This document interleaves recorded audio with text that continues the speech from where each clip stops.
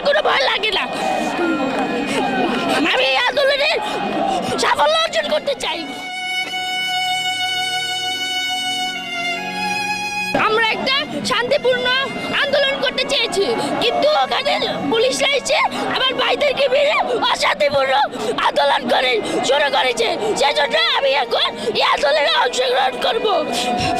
তুমি তো অনেক ছোট, একদমই বাচ্চা, তারপরও এই আন্দোলনে যুক্ত হয়েছে এবং সাথে মাও আছে। কেন আসলে আজকের এই আন্দোলনে এসেছো?